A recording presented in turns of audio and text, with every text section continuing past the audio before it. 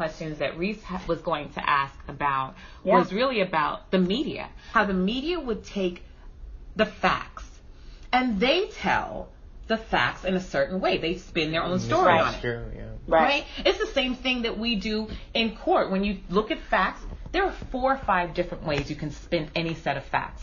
And I believe that's irresponsible journalism. Journalism, you just need to tell me the who, what, where, and why, and how. Yeah. That's it. Yeah.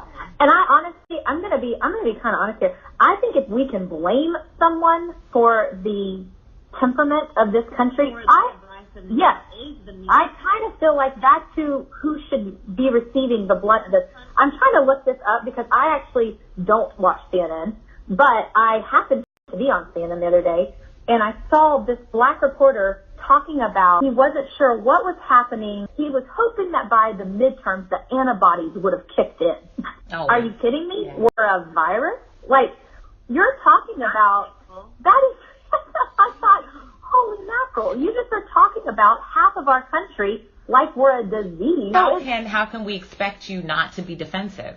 How can we expect you not to be defensive? Because the same way I'm defensive when I am looking through the eyes of the fact that you've picked out 3 black women this week that you've yelled at. It has become so clear to me that we need to change our conversations.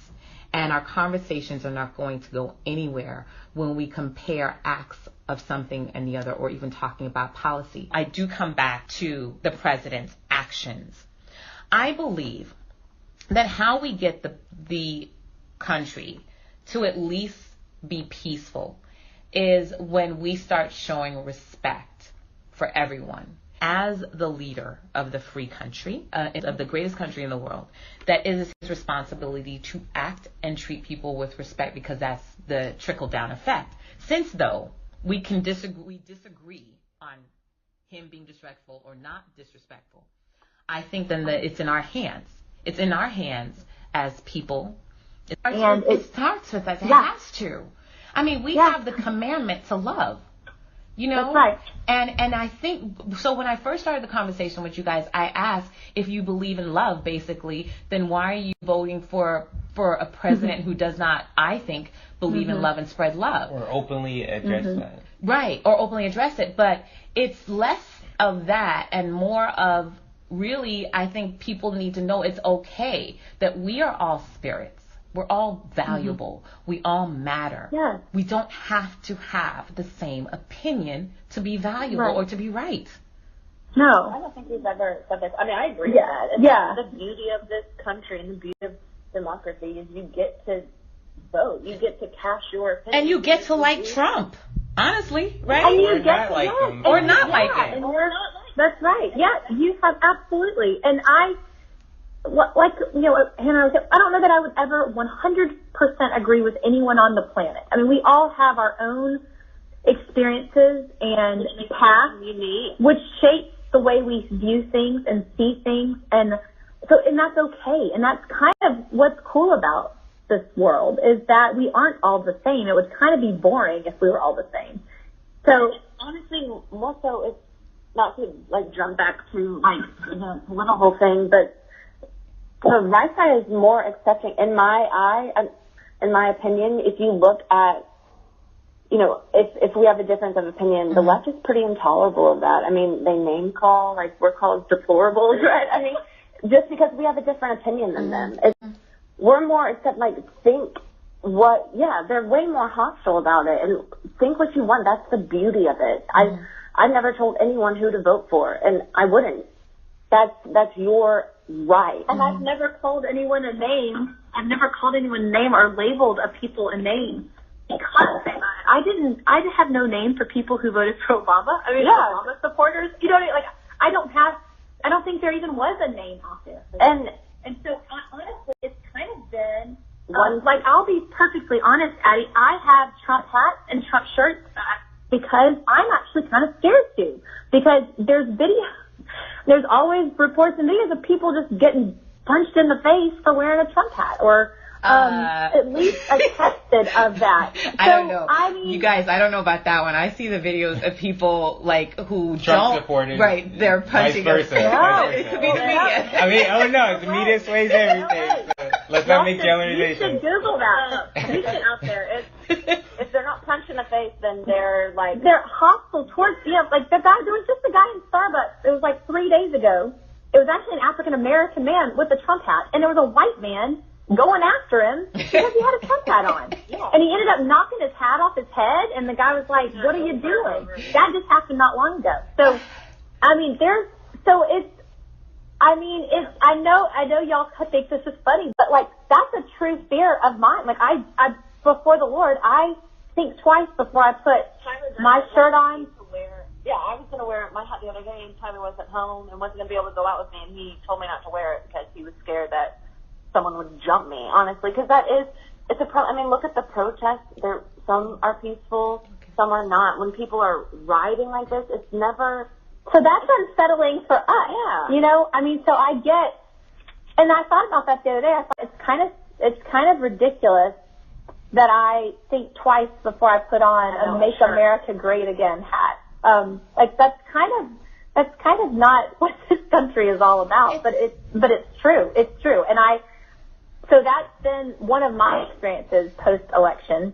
Yeah, the divisiveness. When we go back to the Bible and it talks about, the Antichrist when he comes and all this other stuff, one of the things that they're talking about is divisiveness.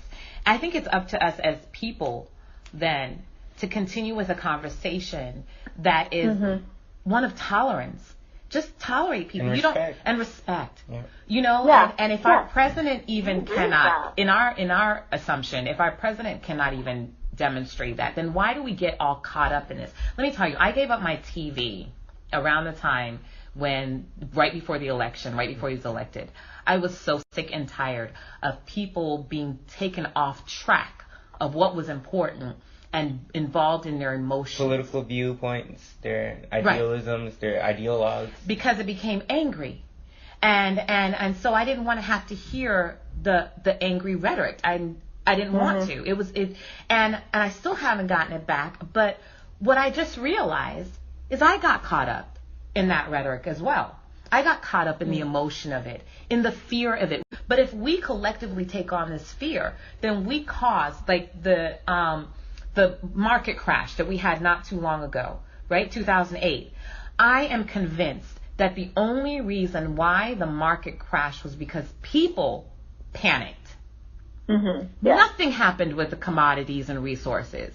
Nothing happened on the paper with the money. It was the people's panic that caused everything to kind of crash. Yeah, there was that. The banks had messed up, but if people hadn't panicked and pulled out their money, sold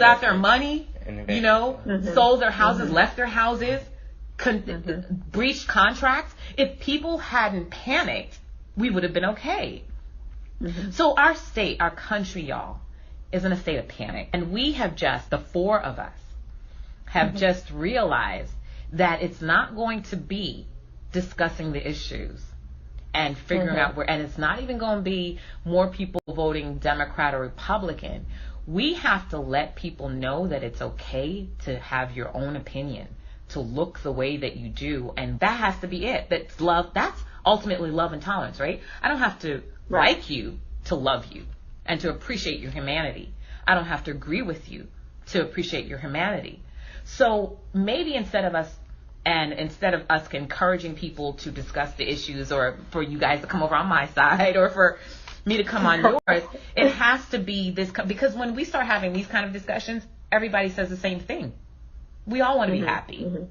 We all want respect. We all want to feel free to walk outside and to go to a bar and party with our friends and not think that some idiot is coming in. I think too, and I actually would love to know what you think of this, because I'm cautious when I say things like this, but I think we concentrate on race too much. Like, I wish that we would all just stop talking about it. In fact, I had talked to one of my African American friends on how to talk to my kids about it. But I said, honestly, I just don't want to talk about it at all. Because right now, in their little sweet, innocent brains, I have taught them and raised them to this point. This was a few years back. But to raise them to this point, to just love everyone. And at one point, they told me they wanted to play, my oldest son said he wanted to play with this little boy, and he had brown hair. And I was like, okay, buddy. I was like, which one? I mean, there's a bunch of kids with brown hair. He's like, his face is kind of brown. And I was like, I know who you're talking about. Mm-hmm. So I thought, but that's how I've raised my children, like that. Because their skin is brown, just like my hair is blonde and Aunt Hannah's hair is brown and Daddy's hair is black and, whatever. It's like, that's how I want to raise my children because it's just a little different. They just have a little more pigment in their skin and I just have a little less in my hair or whatever. Do you know what I'm saying? That's how I had raised my children. I got that. And I thought, I just don't want to dive into it too much because that's going to remove some of that from them. Right. Do you know what I mean? Like, it's going to have to know any of that because I feel like I've done a decent job up to this point of just teaching them we love people. We just love people. So here's the beauty of where you are. Because of your collective experience, that you have a different view of the world and a different way of looking at it and explaining things to you, such as explaining things to your kids than I do. I don't have the benefit of not educating Reese on race because when Reese is stopped by the police and if he grows his, listen, here's the best example and it's the simplest example. He called me one time and he was like, Mom, hey, listen, can you twist my hair for me? I want to grow it out and I want some twists. And immediately I'm like, whoa, uh-oh. So I say to him, not trying to have him feel my fear, well, hun, you can do that because you have a right to do whatever you want to do with your hair. However, I just want you to remember that when somebody looks at you, you've got about 3.5 seconds for them to assess who you are as a person. So if you're growing your hair long and you have twists and you're a young black man walking on the street, they're not going to take time to figure out that your mother is a lawyer, your father is a lawyer, and you actually, you're smart or whatever it is. They're going to make an assumption, and that assumption may be in the wrong direction. So, you can do it if you want to. So do you want me to twist it? I'll twist it. You know what he said? He goes, that's all right, Mom. Forget it. I'm good. If I could say something about that real quick, because I do understand it, but I think that's true for white people too. I mean, if a guy grows out, now it's kind of more common because of the whole hipster thing. But, so if a guy has, so even a white guy has dreads, oh, he's a hippie. He's dirty. Right. Everybody, exactly. That's for, and I understand. But he's not gonna get dragged out of a car by a police officer. Let me tell you guys, for real. Like, I know every black man I know, every single one of them has either been about to be arrested or have been arrested. Can you say that about every white man that you know? What were they doing? I feel like I would have to have more information. Like one guy, for example, this guy was just telling me the other day, right? He's driving in his car, him and his 4 friends, and they're leaving college for I guess it's a break. They're going home on maybe a winter break. There's 4 of them in the car. They've got luggage in the car. They get stopped someplace in South Georgia. The police officers are speeding, right? They weren't speeding. But even if they were speeding, what happens when you're speeding? Somebody writes you a ticket. You get back in the car or, you leave. They stop them for speeding, pull everybody out of the car. They pull everybody out of the car, have them sit down on the side of the road, on the side of the highway. They interrogate them for about 15, 20 minutes. Where are you guys going? What are you doing? Let me see your school ID. Let me see that. Let me see that. They pull out their luggage. They ask them for consent to search. The driver tells them no. They go and open the trunk anyways, pull all the luggage out. It was raining outside. They put all their luggage in the mud. And then they got in the car and they drove away. And that's an abuse of power. It's an absolute abuse. It's an absolute abuse of power. So listen. So wait, can I finish just this point? So my thing is, it's okay. I'm not saying that does not happen as frequently, or my experience may be. It is my experience. Like yours is your experience, and you have a right to it. You are not wrong, Jessica, for telling your son and for teaching your son in the way that you are, because what they will experience in life will be a completely different experience for my son, and that's just the reality. I'm not saying that it's such a bad thing. We feel so sorry for ourselves. I honestly believe because I'm black, I'm capable of handling a whole lot of stuff. So that's why shit happens to me. It's because I'm just that badass, So we're not going to argue that with you, Addie. So I don't use it as a detriment. But what it is an example that we have 2 different experiences. So this woman calls what your experience is as white fragility. I don't know necessarily, when I'm thinking about it, if it's really white. I don't think it's fragility. I think it's your experience, period. And my experience is different. Oh, sorry. JD had a... Yes, I was going to say, that he got pulled over and the cop said he smelled marijuana and JD to search. And I mean, that stuff happens. So, and the police officers, if there really is an abuse of power, they need to be held accountable. And I 100% believe that. I will say, I do teach my boys also. I have taught them about police officers and how we respond to them and how we do what they ask us to when they ask us to. So I still kind of press them with that too, because, I mean, I do understand, that y'all are going to see this differently, that because they're white boys, but still, I still think I have taught, respect for police officers, that their jobs are not easy and they don't get paid enough money, and especially with the environment and the temperature of the country now, I think it's probably an extremely difficult job. And there are police officers there that do abuse their power, and I would not argue that at all. But I think probably the far majority of them don't. You know, even in just this example, you guys can see how there might be two different sides of the coin, right?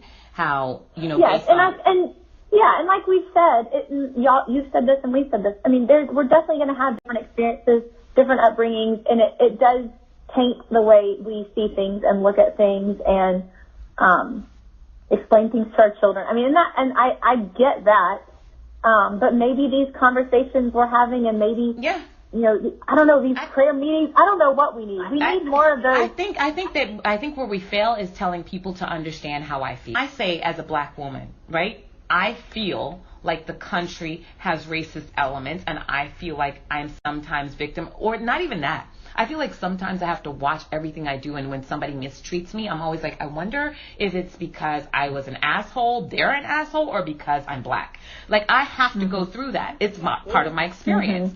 So when I say that, I think how it should be received on the other side by somebody who has a different experience is, oh, okay. Empathy, period.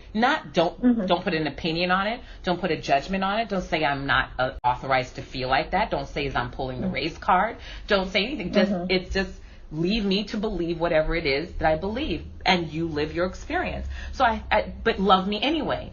So I feel like we don't have to understand what people feel or how they are. We just have to empathize. You just have to say, because you're my sister, even though I don't see that there's any need for us to have this racial discussion, if that's